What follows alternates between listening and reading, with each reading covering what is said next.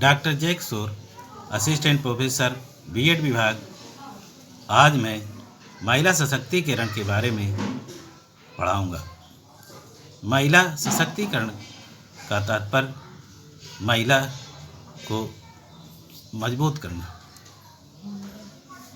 इसका अर्थ है सशक्तिकरण शब्द 3 शब्दों के मेल से बना है, शक्ति प्लस करण। इसका सामूहिक अर्थ होगा शक्ति का विस्तार। तकनीकी रूप में सशक्तिकरण का अर्थ प्राप्त कौशलों का विकास समझा जाता है। इसके साथ ही आत्मनिर्णय लेने की योग्यता का विकास करना। शक्तिकरण एक प्रक्रिया है जिसके अंतर्गत सूचनाएं प्रदान करके उत्तरदायित्व सौंपकर निर्णय लेने की प्रक्रिया में भाग लेकर उसके आधिपत्य को सुदृढ़ किया जाता है।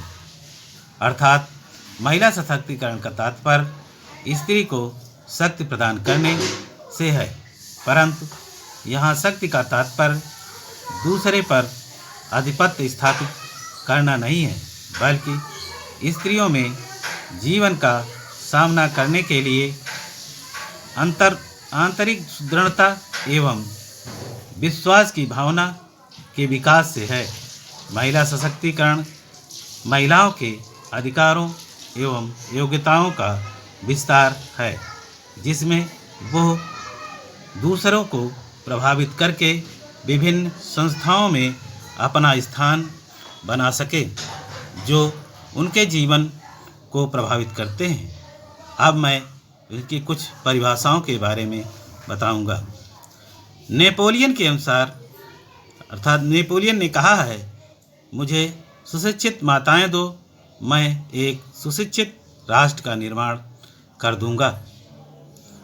इसी तरह दूसरी परिभाषा स्वामी विवेकानंद के अनुसार, यदि आप स्त्रियों को ऊंचा नहीं उठाते हो तो जो ईश्वरी भाषा की कृति का जीवन रूप हैं, तो ये मत सोचो कि तुम्हारे पास ऊंचा उठाने के लिए कोई अन्य रास्ता है। अन्य परिभाषा पंडित जवाहरलाल नेहरू के अनुसार, एक बालक की शिक्षा एक व्यक्ति की शिक्षा है, लेकिन एक बालिका की शिक्षा संपूर्ण परिवार की शिक्षा है। अब मैं महिला सशक्तिकरण के कुछ आयामों के बारे में बताऊंगा। महिला सशक्तिकरण के डायग्राम कुछ बनाया गया है। महिला सशक्तिकरण के प्रमुख आयाम: पहला पारिवारिक सशक्तिकरण, दूसरा सामाजिक सशक्तिकरण, तीसरा आर्थिक सशक्तिकरण, चौथा राजनैतिक सशक्तिकरण, पांचवा शैक्षिक सशक्तिकरण। अब मैं इनको विस्तार से बताऊंगा। पारिवारिक सशक्तिकरण अर्थात पारिवारिक सशक्तिकरण से पर्याप्त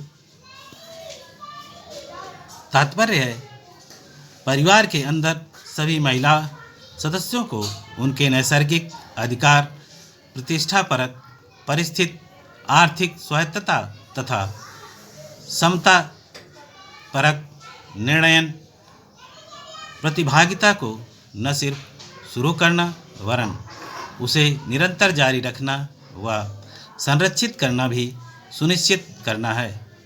इस हेतु परिवार में पोषण, स्नेह, शिक्षा, सुरक्षा, अधिकार आदि किसी भी दृष्टि से बालक व बालिकाओं के मध्य विभेद समाप्त करके बालक तथा बालिकाओं को समान मानना होगा। परिवार में माता, बहन, पत्नी के रूप में महिलाओं को सम्मान देना होगा, तभी महिलाओं को आगे बढ़ाया जा सके। दूसरा, सामाजिक सशक्तिकरण। महिलाओं के सामाजिक सशक्तिकरण के रूप में महिलाओं को समाज में व्याप्त पुरुषवादी मानसिकता से स्वतंत्रता दिलाकर उन्हें सम्मानजनक व समतायुक्त स्थान देना होगा। सामाजिक प्रौद्योगिकी के द्वारा महिलाओं के प्रति परंपरागत अंधविश्वास, शोषण, अभिवृत्ति, अर्थ पर निर्भर रोजगार, नकारात्मक तथा अशिक्षा प्रवृत्ति आदि का निराकरण होगा। महिलाओं के प्रति स्वस्थ सामाजिक दृष्टिकोण को विकसित करना होगा। तीसरा पॉइंट, आर्थिक सशक्तिकरण। महिलाओं के आर्थिक सशक्तिकरण के द्वारा महिलाओं की वैयक्तिक आर्थिक स्थिति का अध्ययन करने, उन्हें धर्मार्जन करने के लिए पर्याप्त अवसर देना तथा आर्थिक मुद्दों अपनी सलाह देने व निर्णय लेने का अधिकार प्रदान किया जाना अपेक्षित है। अगला पॉइंट, चौथा, शैक्षिक सशक्तिकरण। शैक्षिक